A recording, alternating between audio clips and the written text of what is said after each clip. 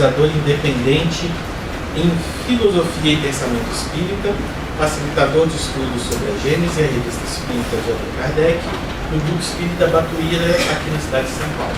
Palestrante espírita no Brasil e no exterior. Luiz, a palavra é sua. Bem, a gente tem que se virar nos 30 ou nos 20, né?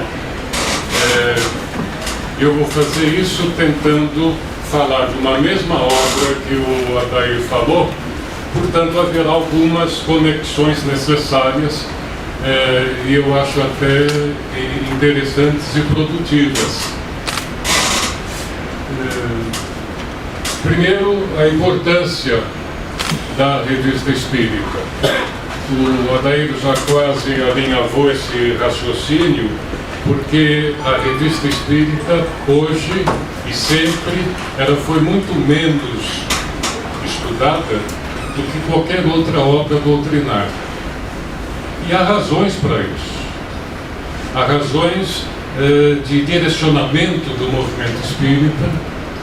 A primeira publicação da Revista Espírita no Brasil foi no centenário do Livro dos Espíritos, em 1956, quase que, exagero meu, mas quase que com a oposição formal da FEB, porque a Revista Espírita, em muitos momentos, esteve numa direção contrária à linha oficial do Espiritismo da Federação Espírita Brasileira. Não é razão dos nossos comentários aprofundar essa temática, mas ela é muito simples de se fazer e não me furtarei a fazer algum comentário se ao final surgir alguma pergunta sobre isso. Apenas não é o fundamento da minha apresentação esse. Muito bem. Então, qual é a importância da obra Revista Espírita? Em primeiro lugar, quando se fala em Kardec, quando se fala em doutrina espírita, nos vem imediatamente as 5 obras consideradas fundamentais. A Revista Espírita está por trás da produção desta obra inteira de Kardec, por vários motivos, em especial porque a doutrina espírita, em 1857, estava iniciando. O Livro dos Espíritos representa a primeira obra fundamental, mas o Espiritismo ainda se iniciava, apesar de todos os fundamentos a estarem definidos na obra O Livro dos Espíritos. Basta dizer que isto é voz corrente entre nós espíritas, que as outras 4 obras seguintes e fundamentais são desdobramentos do Livro dos Espíritos. Portanto, já se embute nesse comentário que elas decorrem, que elas somam, que elas acrescem à obra primordial, no sentido de primeira, que é o Livro dos Espíritos. Isto é fundamental para a gente entender a importância do estudo da Revista Espírita. Além de ela trazer todo esse desdobramento, porque, como a Adair falou, praticamente todas as sequências, as obras, desde o Livro dos Médiuns, o Evangelho, o Céu e o Inferno e a Gênese, passam por testes na Revista Espírita. Testes de que natureza? De natureza científica. E aí eu vou fazer um comentário muito geral, epistemológico, do que isto quer significar. vamos seguindo aqui também, já que a tecnologia nos auxilia, não é? E vamos avançar. Mas esse comentário eu vou fazer para vocês. Entre 1858 e 1869, Allan Kardec dirigiu, essas palavras são todas importantes, foram selecionadas para dar nos 20 minutos, né? Por que essa revista é mensal?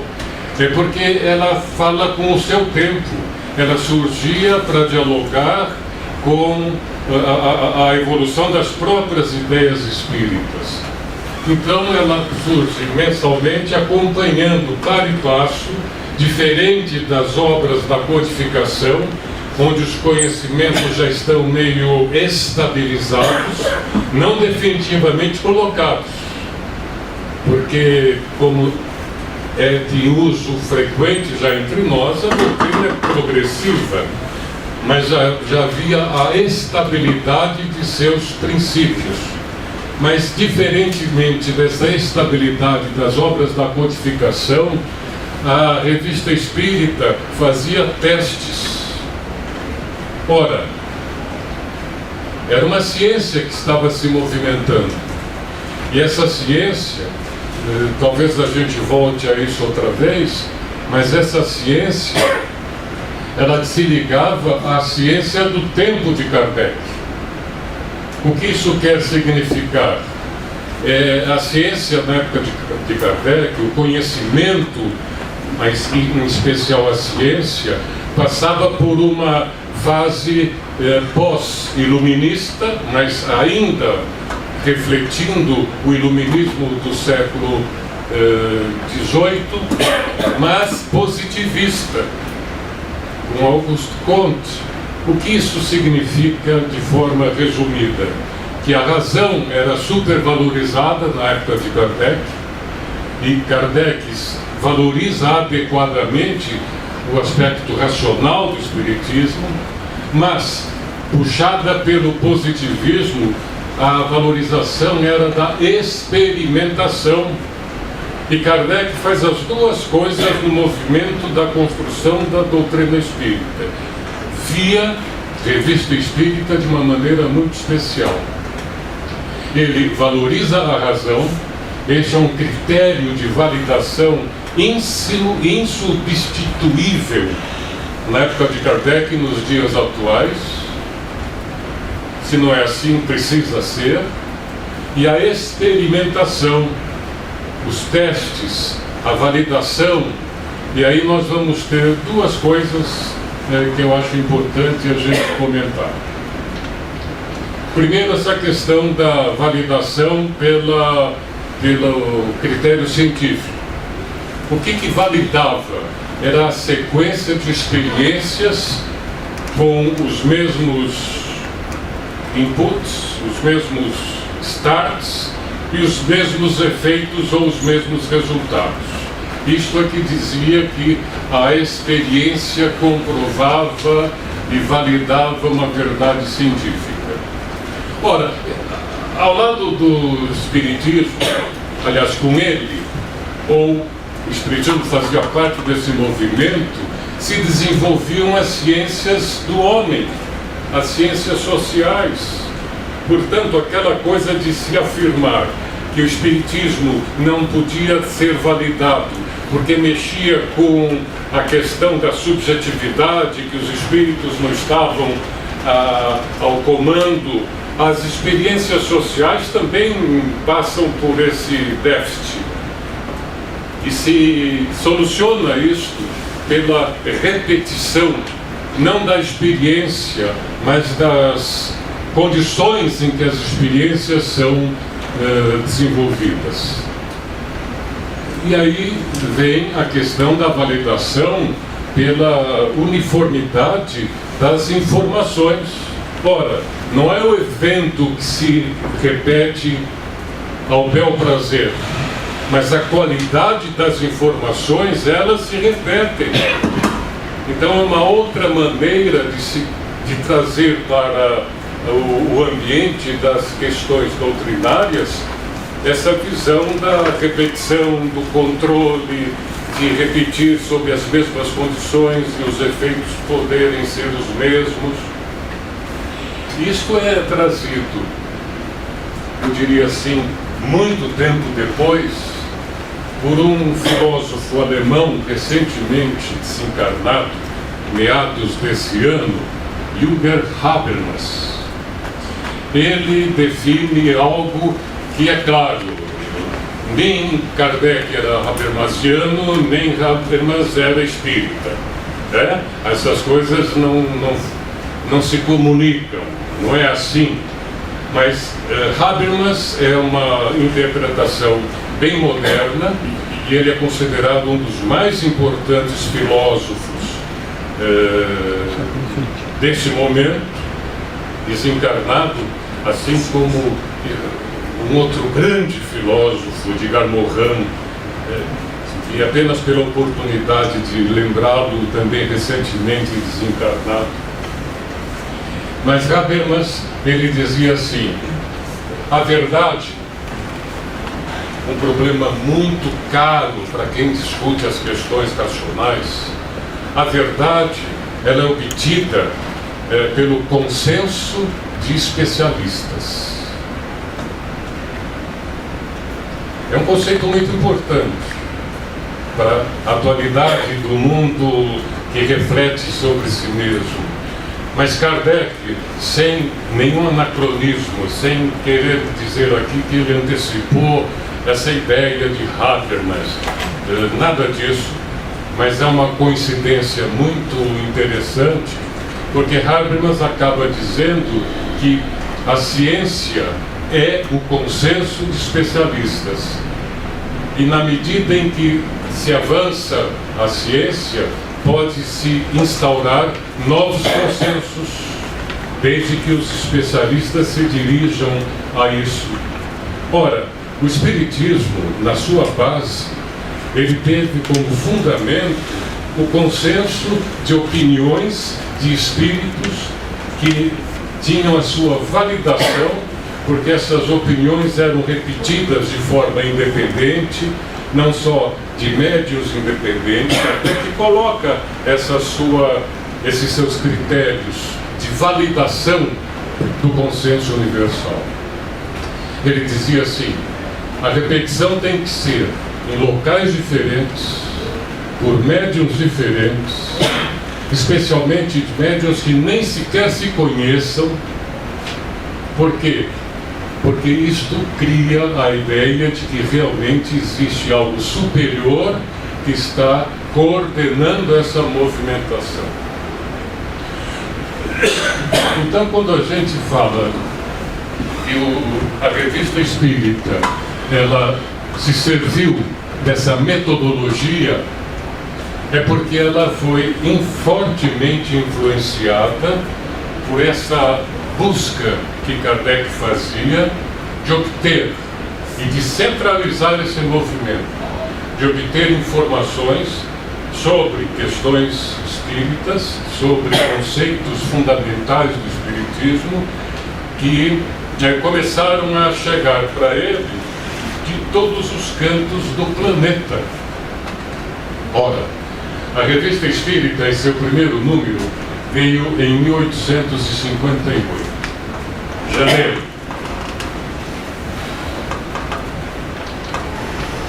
A primeira edição do Livro dos Espíritos veio um semestre antes, um semestre pouco mais antes. Legal. O último número da Revista Espírita, dirigida ainda por Kardec, foi em abril de 1869. Um ano depois da última obra das fundamentais do Espiritismo. Kardec, logo no primeiro período da Revista Espírita, dizia assim, quanta coisa, ele dizia mais ou menos assim, eu já estou fazendo uma tradução, resumindo para vocês. Ele dizia assim, eu tenho uma obra gigantesca na mão, 1858 para 1859. E ele dizia: eu preciso de pelo menos 10 anos para isso. Passaram-se 10 anos, ele desencarna com as 5 obras escritas e com um trabalho monumental da Revista Espírita sob sua direção executado.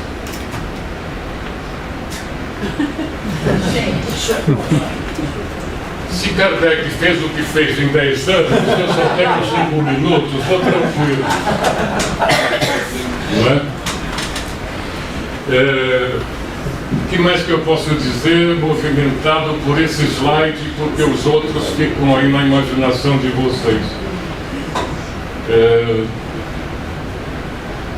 A revista, então, raramente é examinada nesse perfil de fomentar o desenvolvimento da doutrina espírita.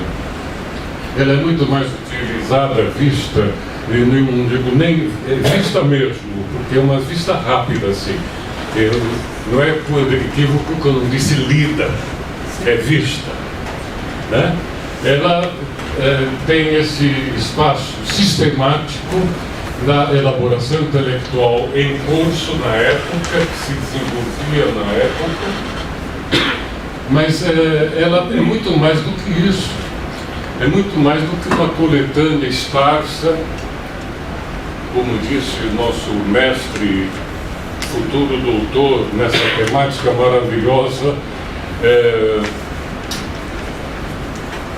A Revista Espírita representa muito mais do que esse registro de textos antigos e textos históricos, mas mais do que tudo, e dá para isso agora usar em 3 minutos, não é isso? Mais do que tudo, a Revista Espírita registra um método, algo que nós precisamos guardar do lado esquerdo do coração, porque ele está cardiacamente localizado como o centro de energia da doutrina espírita, que é o fato de ela se construir.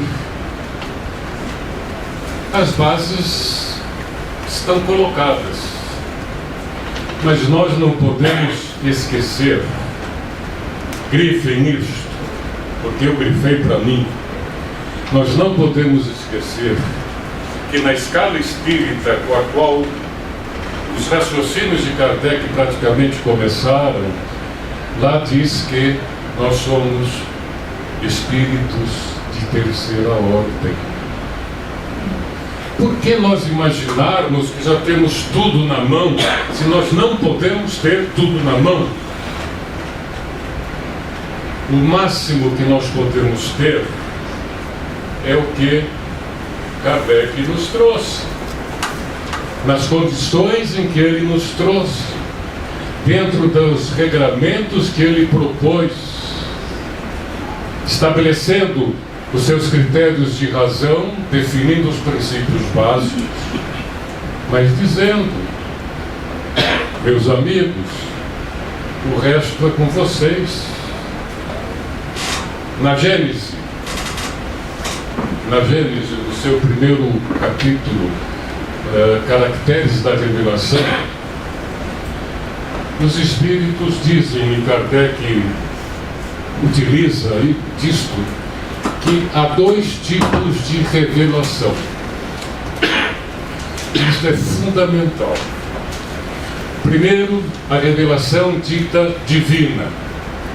E os Espíritos dizem, com todas as letras francesas que utilizaram, que como revelação divina, nós vamos obter apenas aquilo que nós não podemos alcançar por nós mesmos. Por exemplo, alguma das ideias magistrais que o Espiritismo tem, que é a ideia de Deus. Nós não poderíamos construir essa ideia por nós próprios. é muito além do que nós temos por capacidade. Então isso é possível que seja de fato uma revelação divina. Mas esse capítulo, eu já peço escusas porque vou alguns segundos a mais, mas eu acho que vale a pena. Eu acho que vale a pena. Há um outro lado da revelação que os Espíritos dizem: isto é obra dos homens. Isto não é de nossa conta. Quando eles dizem, é da nossa conta, mas ainda não é hora. Por outro lado, eles dizem, é da sua conta e vai atrás porque já é hora. Isto é tarefa de vocês, são vocês que têm que produzir esse conhecimento. Porque isso faz parte do trabalho de evolução do homem, não é algo que se lhes dê. Não é algo que se lhes revele. E essa diferença é fundamental. Porque o Espiritismo ele já tem essa base dessas revelações do inatingível. Daqui a pouco as coisas começam a acontecer aqui. Cai, desliga. Não, mas eu vou cair em mim mesmo e quase que me desligar. Mas ainda insistindo nesse ponto. Então é preciso que o movimento espírita, que nós espíritas, abracemos a revista espírita, mas com um carinho diferente. Não é um carinho apenas histórico, mas ela representa Kardec em trabalho, dizendo, vai que é tua. Agora, movimento espírita, faça o que está na sua altura de conhecimento e de ciência realizar. Que esse nosso encontro, que esse nosso congresso possa ser uma redescoberta dessa vontade de produzir um mundo melhor. E essa produção desse mundo melhor está em esse abraço que nós daremos hoje, simbolicamente, na Revista Espírita.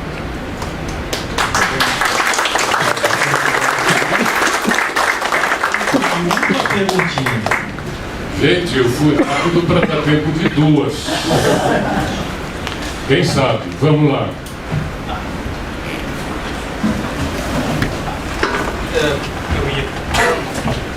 Estava ali. Oi, Luiz, tudo bem? Bom, vamos lá. Você disse uma coisa que, eu vou ser sincero, me causa algum incômodo. É a ideia de que a verdade ela é construída por um consenso de especialistas. Né? Eu pergunto a você, será que no Espiritismo a gente não tem espaço para uma construção da verdade ou para uma construção de conhecimento espírita que é antes feita por uma conversa de dissensos e não consensos, né? Mas de alguma maneira articulada, respeitando-se mutuamente, reconhecendo a legitimidade dos princípios do outro, quando é o caso, né? Como me parece é o caso de toda a ciência, né? Algumas coisas se admitem inteiramente, né? Outras estão em disputa, né? Outras, enfim, nada há de ponto pacífico ainda. O que você pensa a esse respeito? Depende do quanto eu posso pensar a esse respeito. Você tem razão. Esse consenso é, primeiro, na linguagem de Kardec, mas na linguagem de Jürgen Habermas, um consenso democrático. Ele não é um consenso de uma força grande que vence uma força menor. Ele não é isso, de a gente uniformizar o nosso pensamento porque é assim que é. Não é. Certo? Então acho que isso te acalma um pouco. Você está certo na sua resignação. O consenso não é essa forçação. O consenso pode por ser democrático, ele tem graduações desse consenso, ele se elabora por regras absolutamente democráticas, por igualdade de condições no diálogo. Não é alguém que está expressando de cima para baixo como é, mas são condições equivalentes de diálogo. E o que Kardec diz dos espíritos? Eles são nós desencarnados, eles não são além disso. No diálogo que era necessário para o desenvolvimento da ciência dos homens. Evidentemente havia um diálogo privilegiado com aqueles espíritos que faziam uma revelação de natureza superior. Me fiz entender? Justo. Agora tem a segunda questão. Agora que é o campeonato. Eu agradeço muito a atenção de vocês.